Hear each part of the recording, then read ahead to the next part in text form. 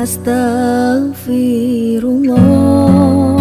Assalamualaikum warahmatullahi wabarakatuh.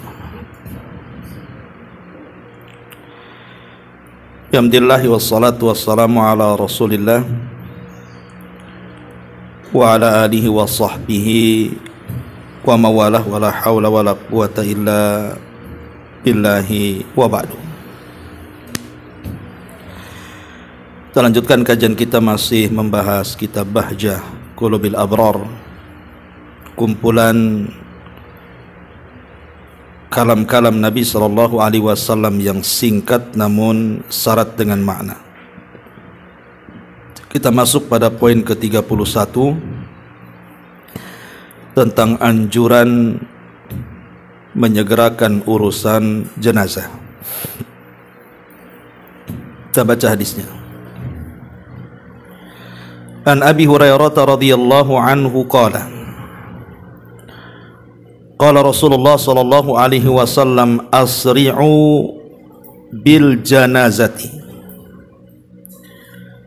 fa in taku salihatan fa khairun tuqaddimunaha ilaihi wa in taku ghaira dhalika fa syarrun tad'unahu an riqabikum. Muttafaqun alaih.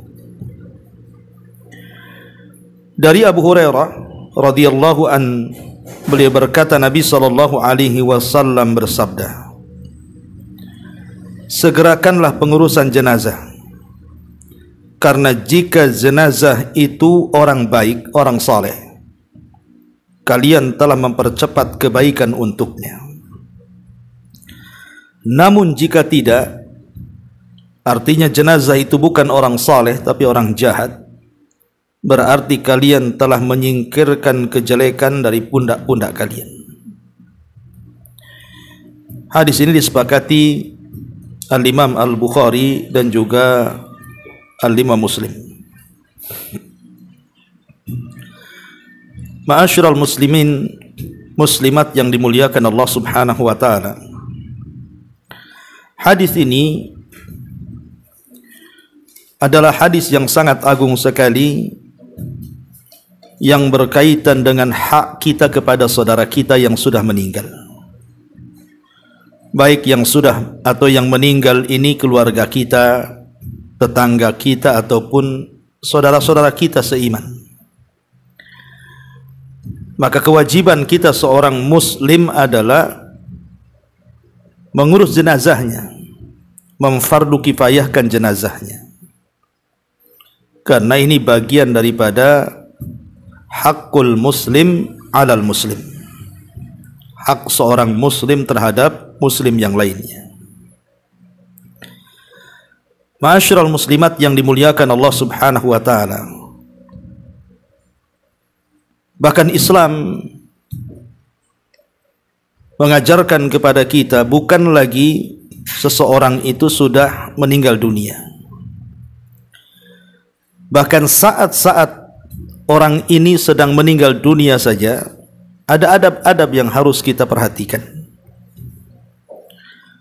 Dan di antara sekian adab yang sangat penting sekali, baik saat orang itu sedang sakit, kemudian sakaratul maut, kemudian mengalami kematian sampai dikuburkan, adalah mendoakan mereka. Jadi doa ini yang paling mereka hajatkan saat itu. Ma'asyiral muslimat yang dimuliakan Allah Azza wa Jalla, di antaranya adalah doa saat kita melihat ada di antara keluarga kita yang sedang sakit parah yang mengantarkan kepada kematiannya. Disebutkan di dalam Sahih Muslim dari Ummu Salamah radhiyallahu anha, dia mengatakan, Nabi SAW bersabda, "Idza hadartumul marida faqulu khairan, fa innal malaikata yu'minuna ala ma taqulun." Kata Nabi SAW, kalau kalian hadir di dekat orang yang sedang sakit parah, entah dia keluarga kita, tetangga kita, atau siapapun dari manusia yang seakidah dan seiman dengan kita itu, maka jangan mengatakan sesuatu di sampingnya kecuali kebaikan, karena saat itu malaikat sedang mengaminkan apa yang kalian katakan. Qalat, maka Ummu Salamah mengatakan, falamma mata Abu Salamata ataitu Rasulullah sallallahu alaihi wasallam faqultu inna Aba Salamata qad mat.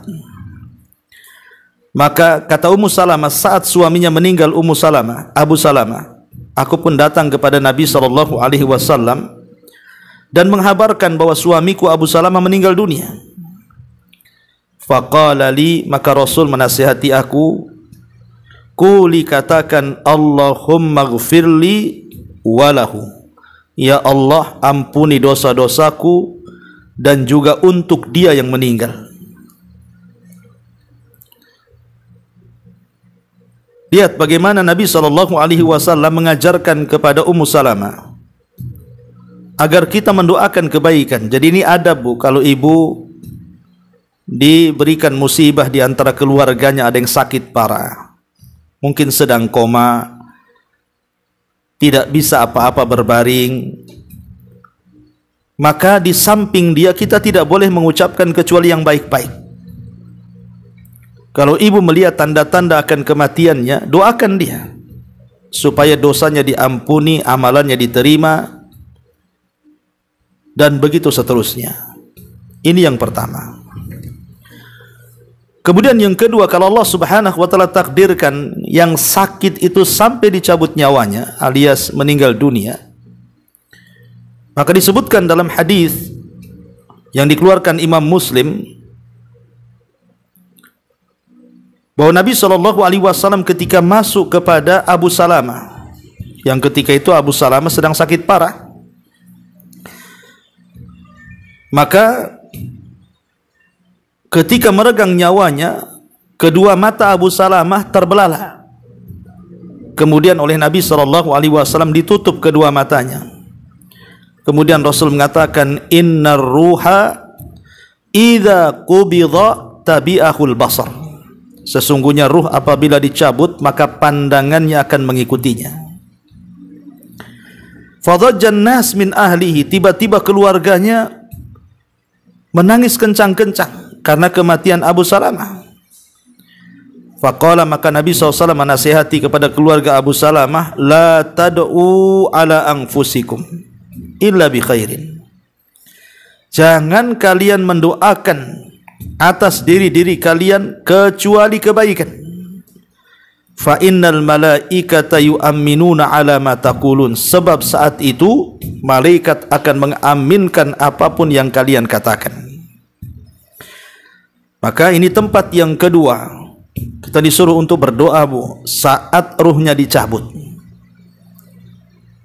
Maka jangan mengatakan sesuatu kecuali kebaikan, karena ketika itu malaikat sedang mengaminkan doa-doa kita. Kemudian yang ketiga, saat sholat. Maka saat sholat jenazah juga kita disyariatkan untuk berdoa dengan doa yang warid dari Nabi SAW. Kita tahu bahwa salat jenazah itu terdiri atau terangkai dari 4 takbir.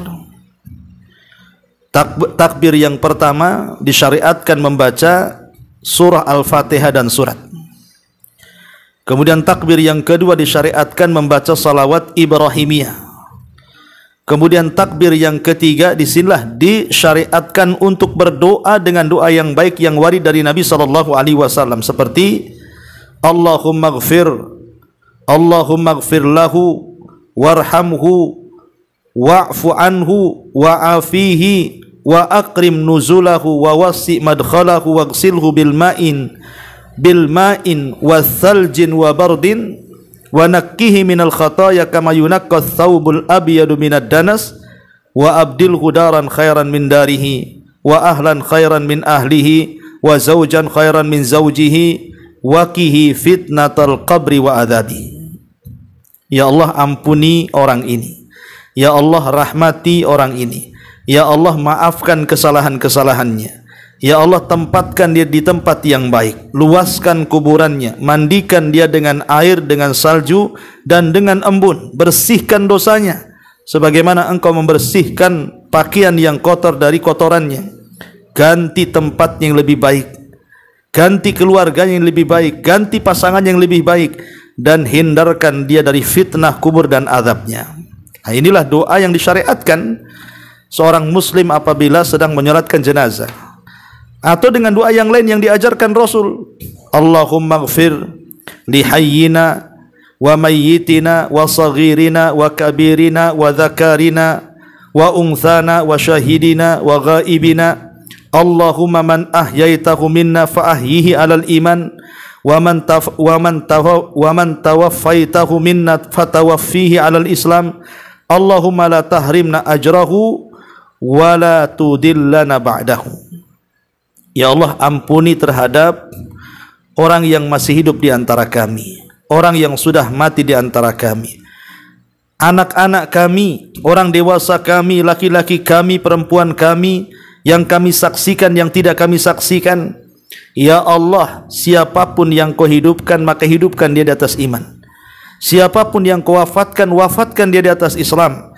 Dan jangan kau haramkan pahalanya, dan jangan kau sesatkan setelahnya. Nah, ini juga diantara doa yang dibaca saat melaksanakan sholat jenazah. Dan banyak lafaz-lafaz yang diajarkan Nabi SAW. Dan saat inilah yang mereka hajatkan.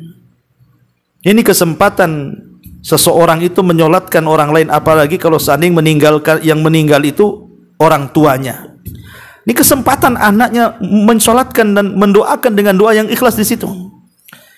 Karena orang-orang yang mensalatkan jenazah ini itu bisa memberikan syafaat kepada orang yang disolatkannya. Makanya saya punya pengalaman. Waktu itu saya masih berdakwah di Tanjung Pinang sana, di daerah Kijang. Kebetulan saya diminta untuk memfardu kifayahkan salah seorang yang meninggal di situ. Ya, namanya juga diundang, ya kita mandikan jenazahnya, kita kafankan. Pas kita solatkan, aneh gitu ya, hampir semua anak laki-lakinya itu ada sekitar 4 ke 5 gitu ya. Dia sedang duduk-duduk tuh di kursi tenda tuh. Jadi saya tanya kepada orang-orang, kenapa anaknya kemudian tidak ikut ke masjid menyolatkan? Asik ngobrol, rokokan, gak jelas gitu. Ini kesempatan mereka mendoakan. Sudah ketika saya memandikan, mereka juga tidak tolong. Ketika mengkafankan tidak tolong, asik duduk-duduk. Sekarang ketika menyolatkan pula duduk-duduk di situ. Sampai waktu itu saya mengelus dada juga. Kok ada anak yang seperti itu gitu loh. Kayaknya senang aja di orang tuanya meninggal itu. Ini kan durhaka ya. Kecuali mungkin perempuan, dia sedang haid, wajar. Ini laki-laki, ya. Dan itu hari terakhir dia melihat orang tuanya untuk dikuburkan. Tak ada yang menyolatkan. Sampai saya tegur waktu itu. Tapi mereka diam saja. Subhanallah. Jadi jangan seperti itu. Kalau memang itu keluarganya atau tetangganya atau siapapun yang kita cintai, ini kesempatan kita ini untuk mendoakan di waktu sholatnya. Ini yang ketiga. Kemudian yang keempat, saat dibawa ke kuburan kemudian dikuburkan, maka disebutkan dalam sebuah riwayat, apabila seseorang itu masuk ke dalam kuburan, ke areal kuburan, maka kita disyariatkan untuk mendoakan dalam ucapan salam kita kepada penduduk kubur. Assalamualaikum ya ahlad diyar minal muslimina wal mu'minin wa inna insyaallah bikumul lahikun nas'alullah lana walakumul afiyah. Kata Nabi SAW, kalau kita masuk ke areal kuburan, ucapkan Assalamualaikum ya ahlad diyar.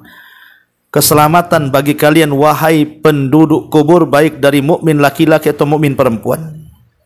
Dan insya Allah kami pun akan menyusul kalian, dan kami hanya meminta kepada Allah untuk kami dan kalian agar dosa-dosanya Allah ampuni. Jadi kita disyariatkan untuk mendoakan saat masuk areal kuburan itu. Dan kalau seandainya jenazah itu sudah ditanam, maka Nabi SAW mengatakan, istaghfiru li akhikum wasalu lahu tathbit fa innahu an yus'al. Kata Nabi SAW kepada orang-orang yang hadir di kuburan itu, mintalah ampun untuk saudara kalian yang sudah dikubur ini, dan minta pula kepada Allah akan ketetapan jawaban dari fitnah kubur, pertanyaan mungkar dan nakir ini, karena dia sekarang sedang ditanya, kata Rasul. Berarti yang disyariatkan minimalnya orang yang ziarah kubur, orang yang mengantarkan jenazah ke kuburan, kemudian memendam jenazah itu atau tidak memendam, dia hanya menyaksikan di sekitar kuburan, minimal 2 perkara yang kita minta untuk saudara kita, apalagi itu keluarga kita, apalagi itu ibu kita, apalagi itu pasangan kita, apalagi itu anak kita. Minta 2 perkara minimalnya sebelum kita meninggalkan kuburan itu. Yang pertama, minta ampun akan dosa kita dan dosa orang yang dikubur itu. Dan yang kedua, minta ketetapan agar orang yang dikubur itu bisa menjawab pertanyaan mungkar dan nakir. Kemudian kita ambil 3 kepal tanah, kemudian kita letakkan di kuburan, kemudian pulang. Itu minimalnya seperti itu. Ya, jangan sampai kemudian kita hanya mengantarkan jenazah tapi tidak mendoakan. Yang dihajatkan si mayat itu doa. Ya, ini yang keempat. Kemudian yang kelima, tentu saat kita berziarah, entah seminggu setelahnya kita ingin ziarah kubur, dan sunnah bagi laki-laki, tapi bagi wanita jarang-jarang boleh, tapi jangan sering. Maka saat berziarah juga kita mendoakan, Rabbana ighfir lana wa li ikhwanina alladhina sabaquna bil iman wa la taj'al fi qulubina ghillan lil ladzina amanu rabbana innaka raufur rahim. Ya Allah, ampunilah dosa-dosa kami dan dosa-dosa saudara-saudara kami yang telah mendahului kami dengan keimanan. Ya, kita mendoakan mereka. Inilah 5 tempat doa yang sangat dihajatkan si mayat. Jangan sia-siakan. Ya, saya ulang, ketika dia mengalami sakit parah, mendekati sakaratul maut, kemudian yang kedua setelah dicabut ruhnya, maka 2 tempat ini jangan mengatakan kecuali yang baik-baik. Kemudian yang ketiga saat sholat, kemudian yang keempat saat dikuburkan, dan yang terakhir saat ziarah kubur. Inilah tempat-tempat doa mustajab bagi si mayat, jangan ditinggalkan. Ma'asyiral muslimat yang dimuliakan Allah Subhanahu wa taala. Kemudian yang kedua pembahasan kita dalam hadis yang kita baca ini mengajarkan kepada kita tentang adab, etika, bagaimana kita ini beradab dengan jenazah. Apa saja adab kita ini dengan jenazah ini? Apabila ada saudara kita yang meninggal dunia, pertama, adab yang harus kita lakukan, Bu, adamun niyahati. Jangan sampai kita ini selaku keluarga melakukan niyahah. Niyahah itu menangis keras-keras, guling-guling, memukul-mukul pipi, merobek-robek pakaian, mencukur rambut, berteriak-teriak, menolak takdir, itu disebut niyahah tuh.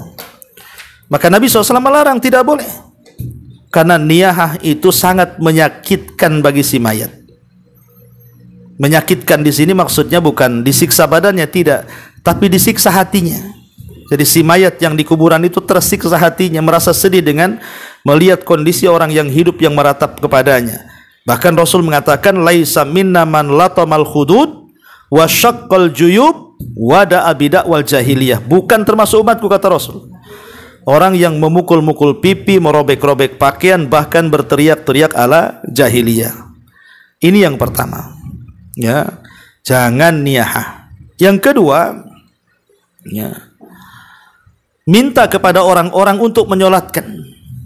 Jadi kalau ibu ada keluarganya meninggal dunia, ajak tetangga-tetangganya, ajak kawan-kawannya, ajak karib kerabatnya untuk ikut menyolatkan, khususnya yang laki-laki.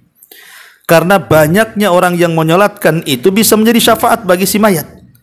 Kata Nabi SAW, ma min mayyitin tusalli alaihi ummatun minal muslimin yablughuna mi'atan kulluhum yashfa'una lahu illa syufi'u fihi. Tidaklah ada satu jenazah, satu mayat yang disolatkan dari umat kaum muslimin mencapai 100 orang yang menyolatkan, dan yang 100 itu memintakan syafaat kepada Allah akan si mayat ini, kecuali Allah akan berikan syafaat. Maka ajak juga orang-orang untuk ikut menyolatkan. Bahkan dalam riwayat tidak harus 100, cukup 40 orang saja dan memintakan syafaat kepada Allah, kecuali akan diberikan syafaat. Kemudian yang ketiga, hendaklah kemudian memfardu kifayakan. Pertama, kalau ada orang meninggal itu, maka mandikan si mayat ini. Mandikan. Dan yang memandikan adalah orang yang amanah. Karena kalau tidak amanah, maka dia akan menceritakan aib-aib si jenazah. Dan kalau memang ada yang diwasiatkan sebelum kematiannya, maka orang yang diwasiati itulah yang memandikannya. Kemudian setelah itu dikafani. Dikafani dengan 3 helai kain kafan bagi laki-laki, bagi perempuan 5 helai kain kafan, ataupun 3 helai kain kafan. Kemudian disolatkan, baru kemudian diantar jenazah itu sampai ke kuburan. Dan yang mengantarkan jenazah, yang mengangkut jenazah, laki-laki bukan perempuan. Jadi yang mengusung jenazah adalah laki-laki, bukan perempuan. Ya. Lah dalam prosesi seperti ini, mulai dari pemandian, pengkafanan, mensolatkan, mengantarkan ke kuburan, lah harus bersegera sesuai hadis yang kita pelajari di sini. Ya, bersegera. Kata Nabi SAW di sini, asri'u bil janazah, segerakan proses fardu kifayah jenazah itu. Mulai dari, saya ulangi, dari memandikan, mengkafankan dan menyolatkan serta menguburkan, segerakan. Alasannya apa? Karena Rasul yang mengatakan fa in taku salihatan fa khairun tuqaddimunaha ilaihi. Kalau si mayat ini orang baik, di masa hidupnya dia taat, di masa hidupnya dia ahli ibadah, muamalahnya juga bagus dengan masyarakat, akidahnya juga lurus, maka itu kebaikan yang disegerakan untuk si mayat. Tapi kalau dia orang jahat semasa hidupnya, sholat pun tidak, gitu kan, minum khamr, berzina, minum judi, zalim, pokoknya tidak pernah beribadah, maka kalau kita menyegerakan itu sama dengan melepaskan keburukan. Karena dikhawatirkan kalau seandainya dia ada di rumah kita dan tidak disegerakan dikuburkan, Allah turunkan azab bagi dia, yang kemudian kita pun ikut terlibat dalam azab itu. Wattaqu fitnatal la tusibanna alladziina zalamu minkum khassah. Takutlah akan fitnah yang kalau Allah turunkan bukan hanya terkena kepada orang-orang yang zalim saja di antara mereka, tapi orang baik pun terkena imbasnya. Maka dengan menyegerakan orang jahat itu, dengan berarti telah melepaskan kita dari keburukannya. Jadi dua-duanya disegerakan, mau dia orang baik, mau dia orang jahat, segerakan. Kalau dia orang baik, biar cepat dia merasakan nikmat kubur. Itu dalam bentuk kasihan kita dengan orang tua kita, dengan saudara kita, dengan pasangan kita yang sudah meninggal. Kalau dia orang baik, supaya dia lebih tenang lagi. Bahkan boleh jadi kalau dia mendapatkan nikmat kubur, hidupnya lebih senang dibandingkan orang yang hidup di dunia, kan itu. Tapi kalau dia orang jahat, maka hidupnya jauh lebih susah dibandingkan sebelum kematiannya. Karena Rasulullah SAW mengatakan seperti itu. Ya, maka ini adab, segerakan jenazah itu, dan ini bagian daripada fardu kifayah. Kalau sudah ada yang melaksanakannya, berarti gugur bagi yang lainnya. Nah, kemudian bagi kita yang kemudian mengantarkan jenazah menggunakan kendaraan, entah motor, entah mobil, maka jangan di depan jenazah, tetapi kita iringi dari belakangnya. Dan itu berdasarkan hadis ar-raqib khalfal janazah wal mashi haitsu sya'a minha.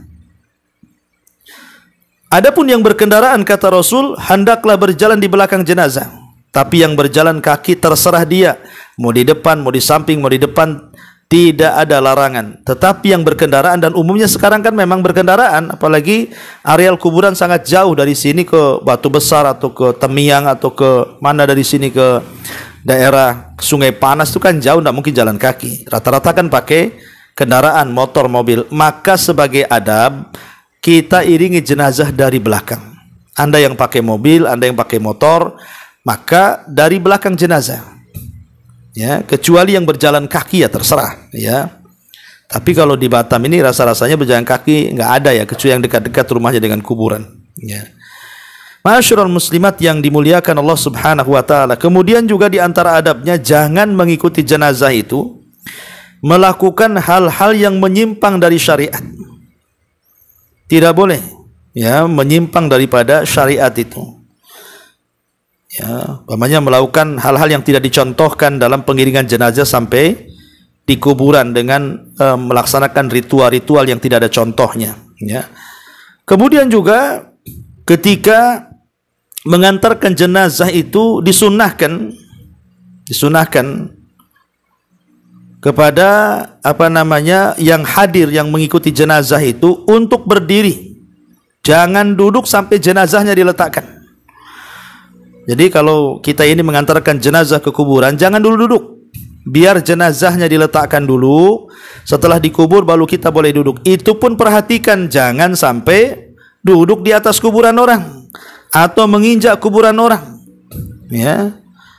Kemudian setelah itu kita doakan istighfar dan doakan ketetapan dengan jawaban-jawaban yang ditanya oleh Mungkar dan Nakir itu. Dan kalau memang dia orang baik, termasuk adab juga, kita boleh memujinya.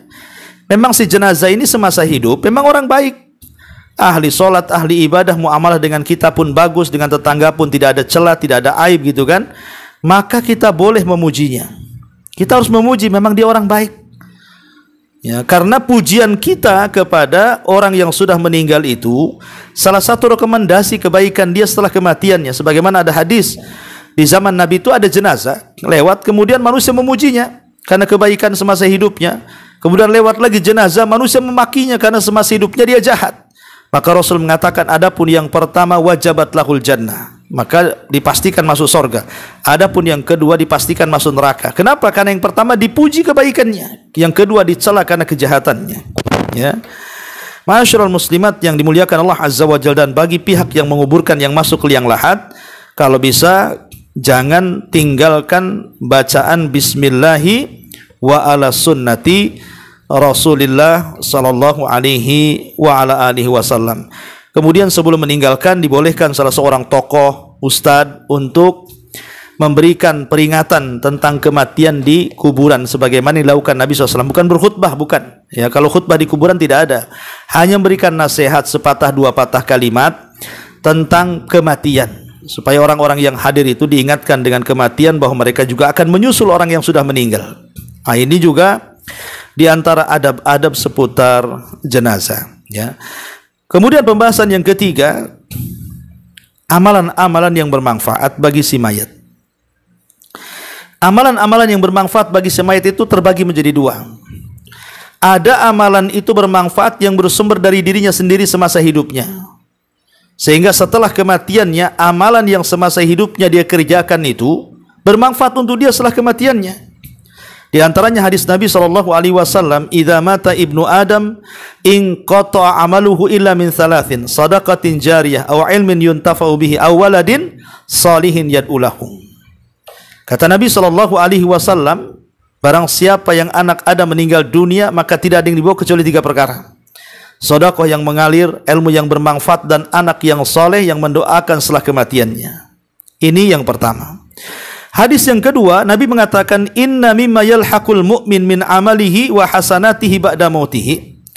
Sesungguhnya apa yang bisa menyusul seorang mukmin dari amalannya dan kebaikannya setelah kematiannya adalah ilman 'allamahu wa nasyarahu.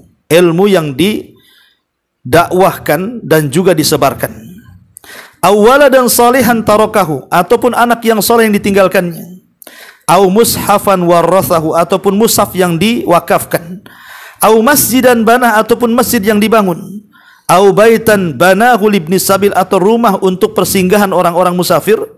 au nahran aqrah, ataupun air yang diperjalankan, au sadaqah akhrajaha min malihi fi sihhati wa hayati, atau sedekah yang dikeluarkan dari harta yang baik-baik ketika sehat dan ketika hidupnya, talhaqu mim ba'di mauti, amalan-amalan ini pasti akan sampai setelah kematiannya.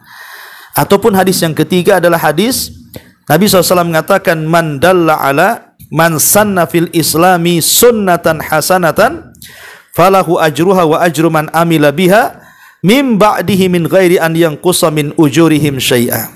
Barang siapa yang memberikan contoh yang baik semasa hidupnya, kemudian dia meninggal, contoh yang baik ini rupanya dicontoh oleh orang lain, dan yang mencontoh makin banyak, maka pahala orang yang mencontoh ini akan dibawa kepada kuburan orang yang mencontohkan pertama kali tanpa mengurangi pahala mereka sedikit pun. Lihat, lah inilah amalan-amalan yang dilakukan oleh si mayat yang bermanfaat, yang bersumber dari si mayat itu sebelum kematiannya. Kemudian yang kedua, ada amalan-amalan yang dikirim orang lain untuk si mayat. Kalau tadi kan amalan diri sendiri sebelum kematiannya, tetapi ada juga amalan yang dikirim orang lain untuk si mayat. Di antara yang pertama adalah doa dan istighfar. Ya, berdoa dan istighfar, mendoakan dan memintakan ampun akan dosa-dosanya. Kemudian yang kedua, sedekah. Pamannya ibu bersedekah ke panti asuhan, ke orang-orang miskin, ke pesantren, pembuatan sarana dakwah, masjid atau apa namanya. Kemudian kita katakan, ya Allah, kalau sedekah ini ada pahalanya, aku kirim kepada orang tuaku yang sudah meninggal, pasanganku yang sudah meninggal, anakku yang sudah meninggal, dan begitu seterusnya. Lah, dua perkara ini tidak ada khilaf ulama. Dua perkara ini sepakat para ulama pasti sampai. Doa, istighfar, dan juga sedekah. Yang diperselisihkan para ulama apakah kemudian sampai atau tidak, ya, walaupun yang kuat insya Allah akan sampai. Pertama adalah puasa.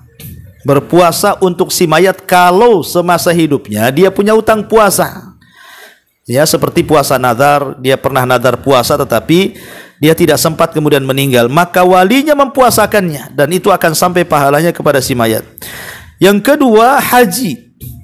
Haji, boleh jadi mungkin umpamanya ada orang berwasiat, orang tuanya ingin haji tapi tidak sempat haji, oleh anaknya kemudian dihaji badalkan karena sudah meninggal, insya Allah akan sampai. Karena ada hadis yang dikeluarkan Imam Bukhari, ada seorang wanita dari Juhainah datang kepada Nabi SAW, kemudian mengatakan, ya Rasul, ibuku ini pernah bernazar untuk haji tapi dia tidak sempat haji tapi kemudian meninggal. Apakah kalau saya menghajikan untuk ibuku sampai? Maka Rasul mengatakan, hajilah untuk ibumu, dan hutang kepada Allah lebih berhak kau lunasi, katanya. Kemudian juga qiraatul Quran, membaca Quran, diperselisihkan para ulama apakah sampai atau tidak, ya. Tetapi ada satu poin, kalau yang dimaksud membaca Quran itu adalah tawasul dengan bacaan Quran, seperti kita baca dulu ayatnya, baca dulu suratnya, setelah kita membaca kita mengatakan, ya Allah, kalau tadi bacaan yang ku baca, pemanya surah Al-Baqarah, An-Nisa, Al-Imran, ada pahalanya ya Rabb. Ini setelah membaca, ya, nah, bukan sebelum membaca. Setelah membaca kita katakan, ya Allah, kalau tadi bacaan saya Quran itu ada pahalanya, saya mau kirimlah kepada orang tua. Nah, itu diperbolehkan, ya. Tetapi kalau umpamanya sebelum membaca kita transfer pahala itu, nah, ini jadi khilaf ulama, karena gimana kalau ada pahalanya? Gimana kalau tidak ada pahalanya? Nanti banyak pertanyaan yang muncul di situ. Ya, kemudian termasuk juga yang yang disyariatkan untuk orang mati adalah salat untuk dia. Kata Nabi SAW, inna minal birri ba'dal mauti an tusalliya lahum ma'a salatika wa antasuma lahum ma'a siyamika. Sesungguhnya termasuk kebaikan setelah kematian, hendaklah seseorang itu mendoakan dalam salatnya untuk kedua orang tua, atau berpuasa kepada kedua orang tua ketika di dunia dia punya hutang puasa kepada Allah Subhanahu wa taala. Dan banyak lagi amalan-amalan ini di antara yang disebutkan oleh para ulama. Taib, kita masuk kepada pembahasan bukunya, kita baca sedikit di sini. Perhatikan bukunya. Kata Syekh As-Sa'di rahimahullahu taala di sini, termasuk anugerah besar dari Allah kepada hamba-hambanya yang beriman, di mana amal ibadah yang mereka kerjakan secara berkesinambungan dan menjadi kebiasaan mereka apabila mereka Afwan, ya, salah baca, ya.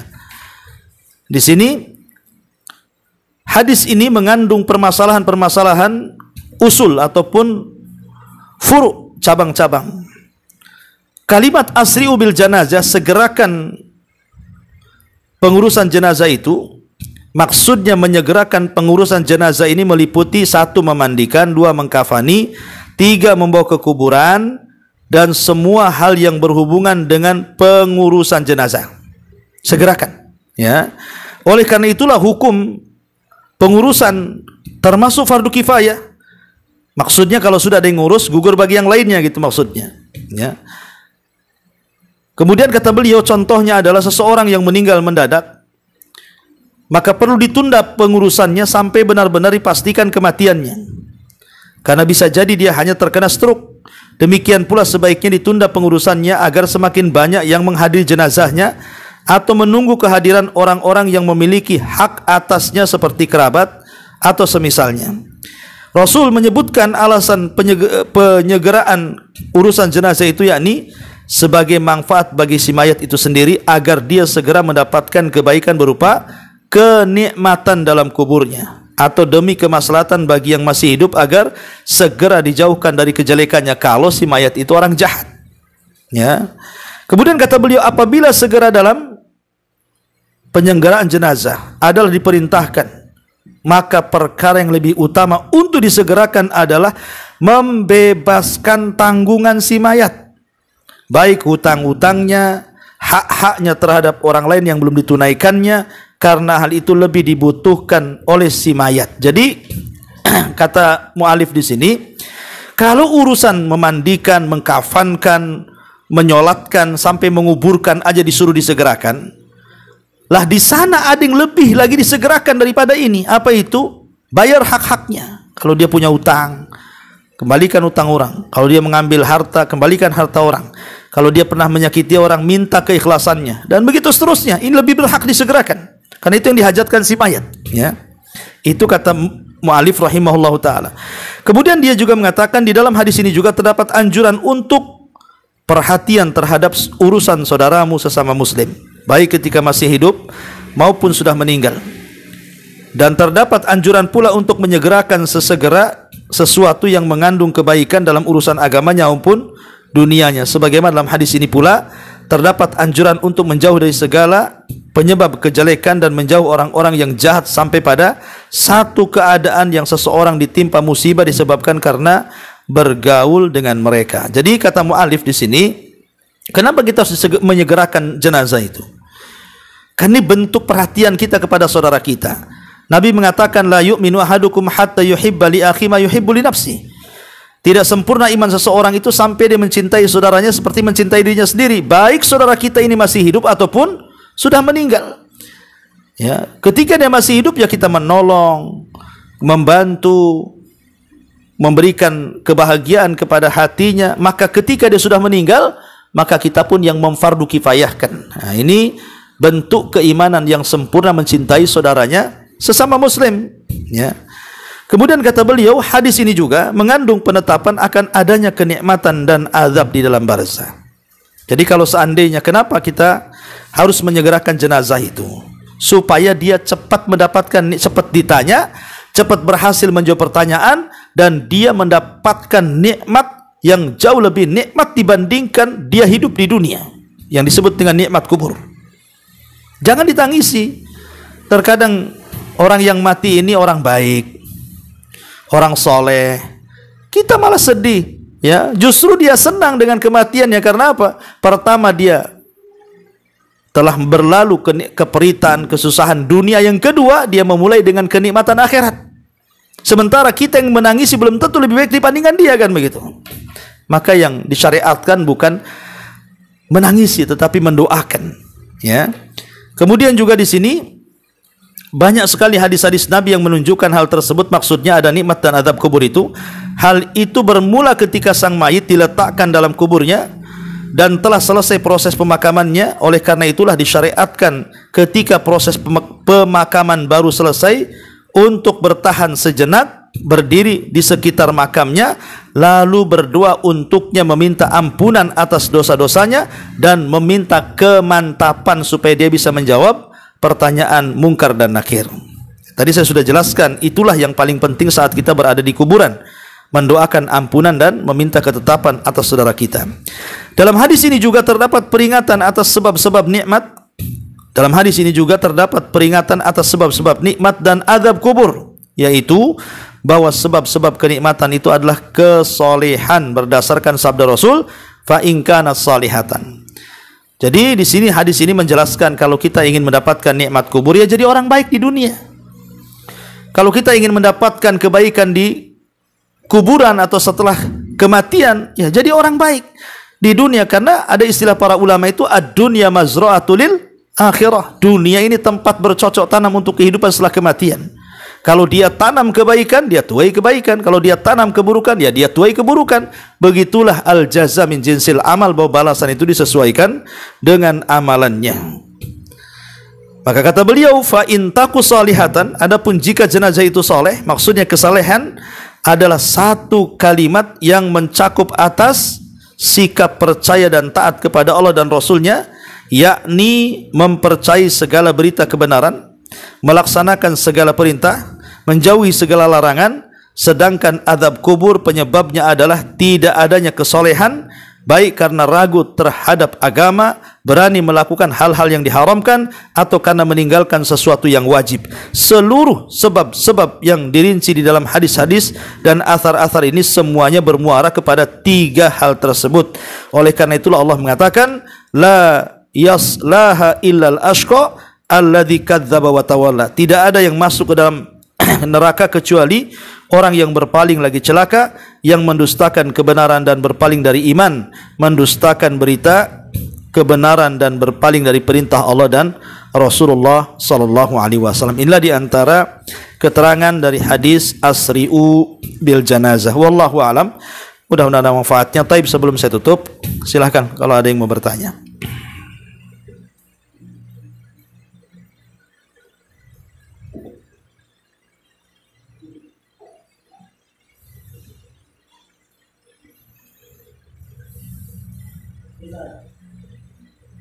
Enggak ada. Alhamdulillah. Subhanakallahumma bihamdika asyhadu an la ilaha illa anta astaghfiruka wa atubu ilaik. Allahu taala alam. Assalamualaikum warahmatullahi wabarakatuh.